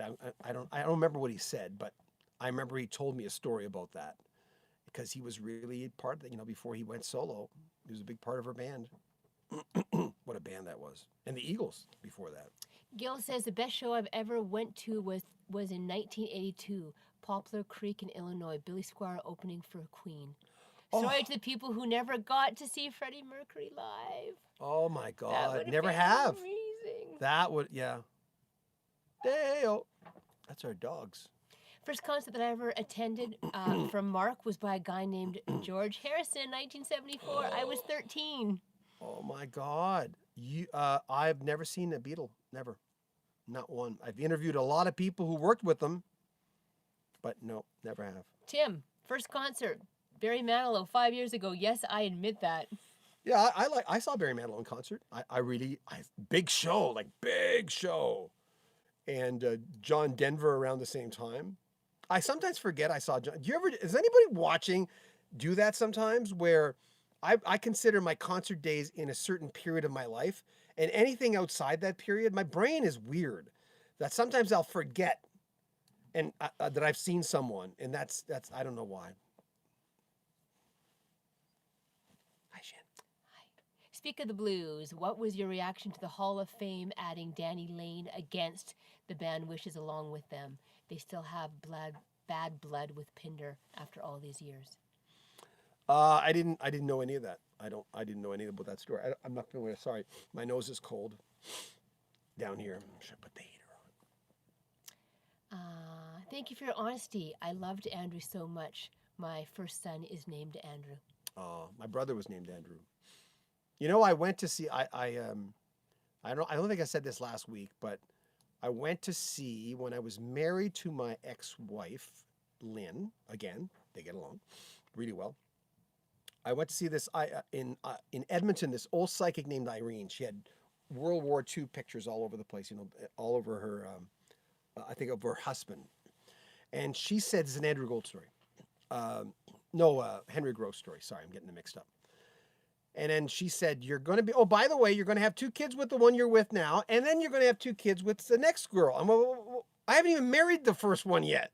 And she's, well, no, you'll have 2 kids with her, and you guys you should have been friends. And I'm going, but I haven't married her yet. You're telling me I'm going to get a divorce. And then she said, and then you're going to meet this girl. She's like a song. And I'm going, okay, she's like a song. And Shannon by Henry Gross has always been. I mean, I know you could. I'm not a big psychic guy anymore. I used to do radio shows with psychic. You could really read into that. You can really read into it. But anyway, she's like a song. Shannon is, Shannon. She's like a song. Her name is Shannon. Chris says your Casey impression is hilarious. I'm glad you like it. Now get off my back. No. Just joking. Any love for Gino Vanelli from Yeah. Noah? Yeah, we saw him in concert. We met him. Hung out with him backstage. Yep. He's Brother to Brother to me is just like a perfect He had album. the big hair. He did. Had the acid wash jeans, a white T-shirt, and he had white canvas runners on. It was like take me How right do you back. remember this Take stuff? me right back to it was the Yeah. 80s. Yeah, well, Take me right back. he came back with Black Cars in the '80s and quite a few other hits, but I still like Brother to Brother. He didn't have any buttons. Remember I said last week he didn't. My buddy Steve Burgess, who gave me all those interviews over there, I haven't even tackled yet. Mark said your wife must be very young, not knowing how to pronounce the monkey's last name. Sorry. She's gonna be 50 this year. That's totally. But I should probably know the names. I'll being say it 50. again. I'll say it again. Shannon was 10 when I graduated. Okay. I wasn't dating her then. Oh my goodness. She was 10. The horror. No. Your thoughts on Nick Gilder's catalog? Should he have been bigger? I don't know his music that well. I think I reached out to him for an interview. We're Facebook friends. Hot Child in the City, baby. I used to have a third cousin or something. I think I said this last week. He used to sing it. He's a psychic now. I never resonated with the guy at all. But he used to play Hot Child in the City on the bus, a school bus, over and over again. But still a good song.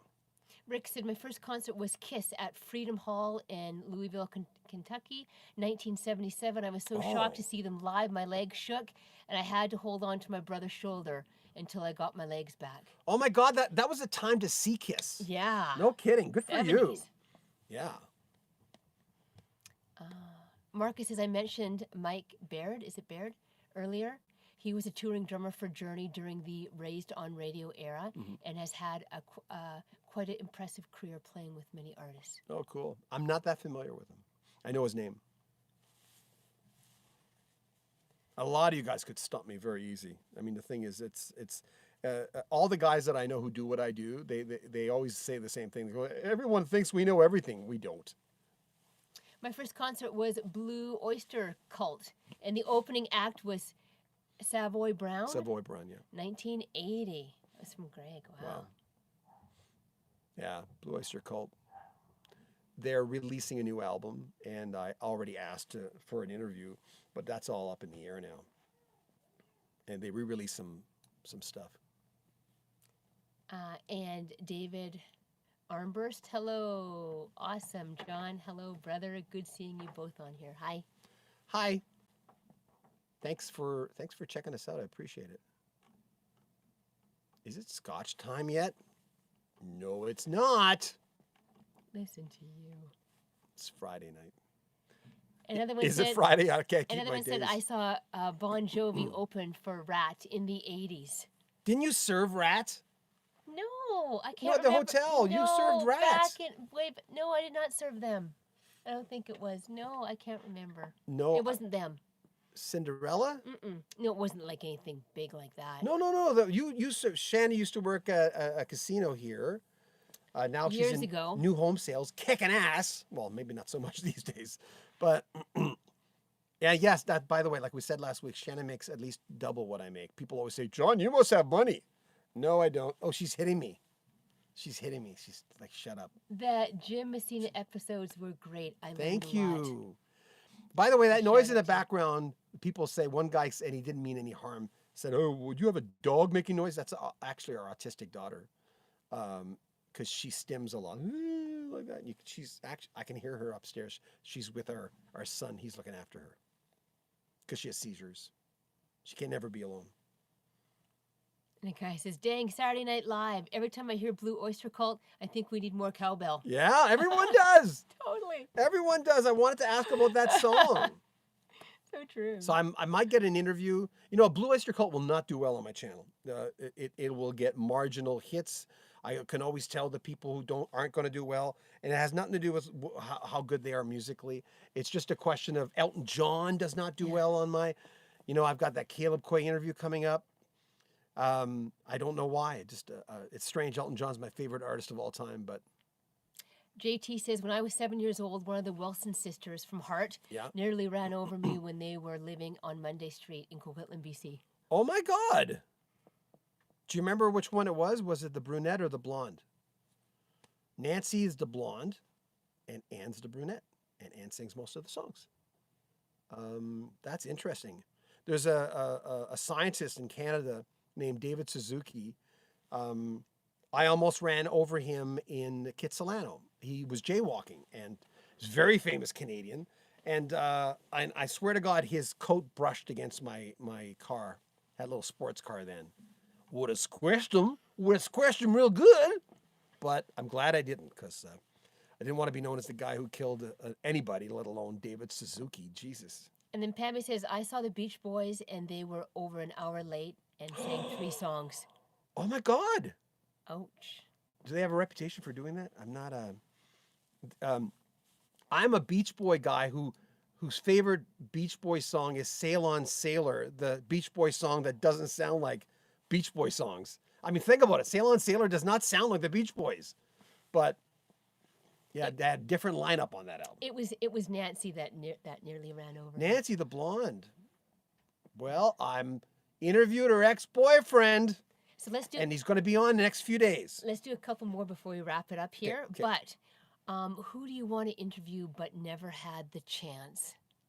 Elton John, Paul McCartney, Don Felder. Don, if anybody's on here who knows Don Felder, can you call him up and say John Beaudin's okay? Say it all the time. Jesus. Well, his publicist was nice, but she says, well, he's not doing in-person interviews. I'm going, no, just give me a phoner. Every Eagle that I talk to are people surrounding the Eagles, trying to get J.D. Souther right now. So, yeah, I'd like to talk to Don Felder. Read his book. I was impressed by him. I think he's an interesting guy. How many years were you in radio and whereabouts? I started I was lucky. I've always been a major market. I didn't belong there in the beginning. But Len Tucson, who hired me, who... can you see it? You can't see it. Who sold me that reel to reel? I know I tell that story so many times. People are going, okay, you're freaking reel to reel already. So I started in Edmonton as an all-night guy, and that's a major market for our American friends or people overseas that might not know. And then I worked at 3 stations in Edmonton, moved to Vancouver, worked at the number 1 station, still work at the same station that I always have for 31 years now.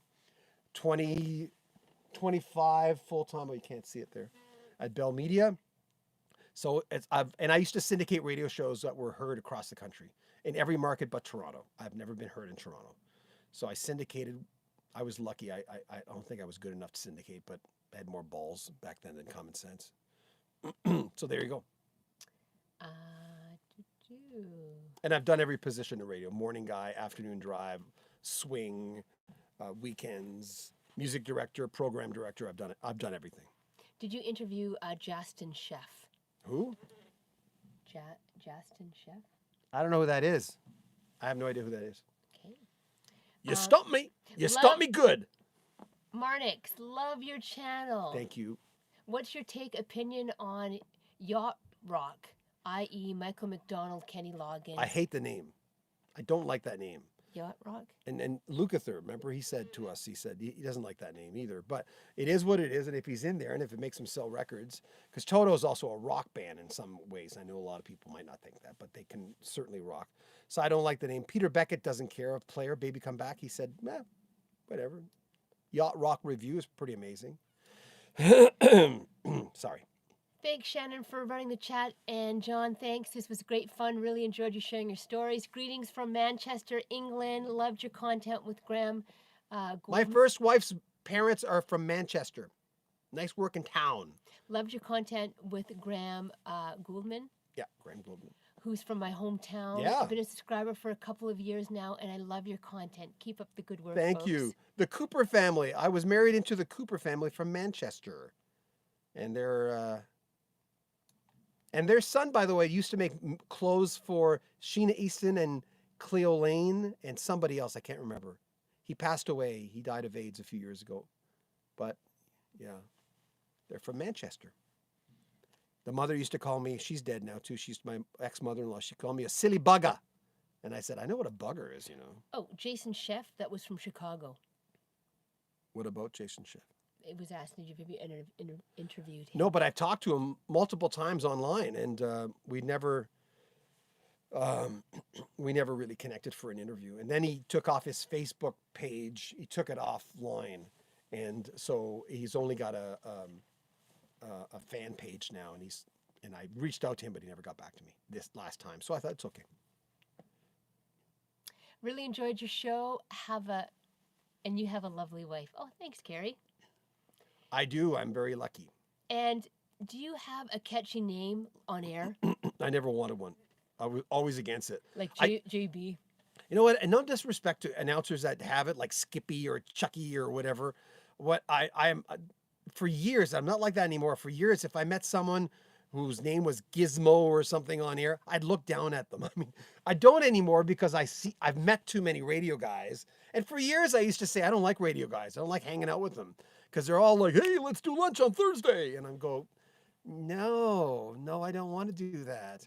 But now I'm older. Like, you know, if I meet a Gizmo on the radio, I'll fine with it. That's cool.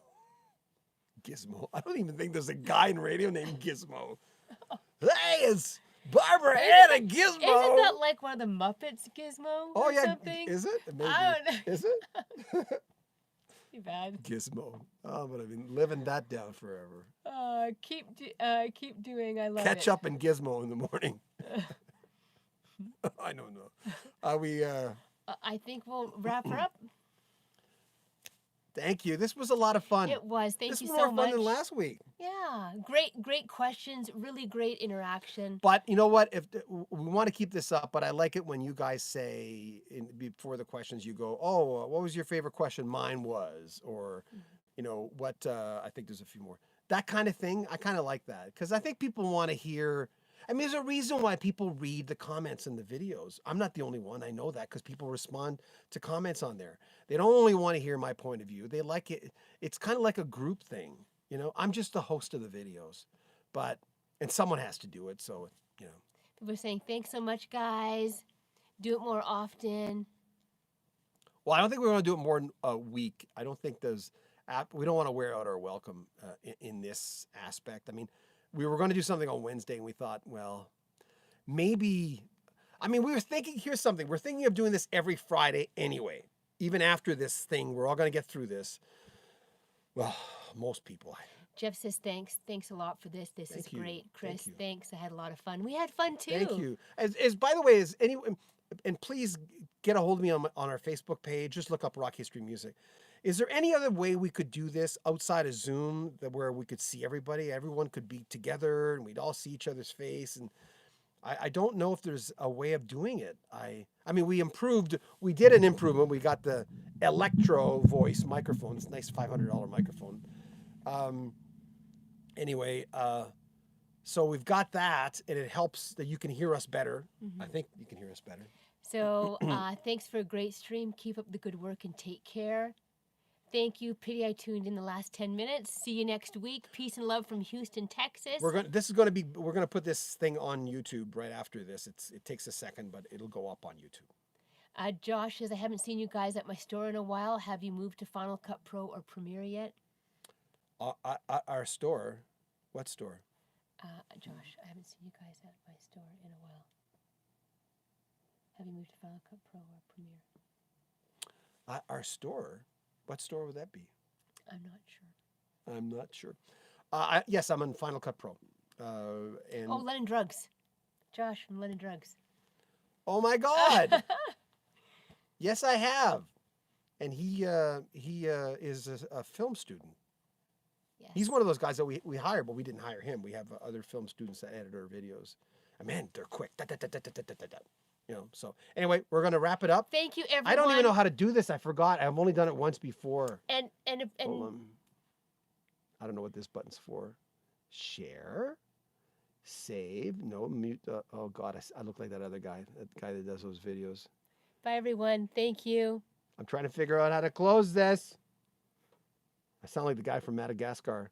Saying hello to the New York Giants. Okay, I'm going to take this down. See, this is like old brain stuff. Here I am. We want to wrap it up. And I don't know how to close this off. Okay, I think this is the button here. Are you sure you want to stop streaming? Okay, bye. Thank you. See you next Friday. Thank you. Bye. Bye.